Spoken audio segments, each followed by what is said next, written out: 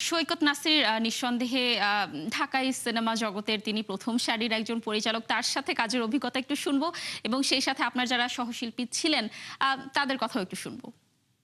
আচ্ছা, ১ম এই আমি আমার ডিরেক্টরের কথা বলি। উনি অনেক অ্যাকশন সিনেমা করেন এবং এবার ঈদে উনার একটি অ্যাকশন সিনেমা এসেছে। তো সখন আমার খুব ইচ্ছে ছিল যে লেডি অ্যাকশন কিছু একটা করার। যখন এই গল্পটা আসে, যখন এই কাজটা আমার কাছে আসে, যখন আমি শুনি যে সৈকত ভাই এটার ডিরেকশন দিচ্ছে, আমার মনে হয়েছে যে ওয়াও! এটা আসলে আমার আমি আর যে চাওয়াটা আমি একটা অ্যাকশন আ ফিল্ম বা অ্যাকশন সিরিজ করতে চাই, সেটা আমার পুরোপুরি পূর্ণ হবে যে এই জায়গা থেকে। সৈকত ভাই প্রচন্ড ট্যালেন্টেড একটা মানুষ এবং আমার এরকম হয়েছে যে উনি আমাকে বলেছে, "তুমি এই ইংলিশ ফিল্মটা দেখো, তুমি এই সিরিজটা দেখো। তোমাকে এরকম করতে হবে, এটা করতে হবে।" আমি যেটা সাহস করিনি, আমি এটা করব না। উনি বলেছে, "তুমি পারবে।"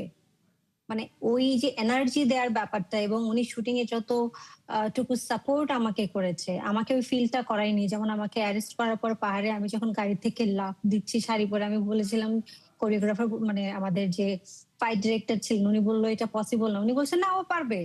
লাইক ওই ব্যাপারগুলো আমাকে অনেক কাজ করার জন্য অনেক সহযোগিতা করেছে এবং উনি নিঃসন্দেহে একজন ভালো ডিরেক্টর এবং জি। আমি অনেক হ্যাপি উনার সাথে কাজ করে। আর আর্টিস্টের কথা যেটা বলছেন, এখানে অপু ভাই ছিল। উনি তো দুর্দান্ত কাজ করে এবং আমার হিরো ছিল ২ জন। একজন সানজু জন, একজন সাজ্জাদ। দুজনই খুব ভালো করেছে।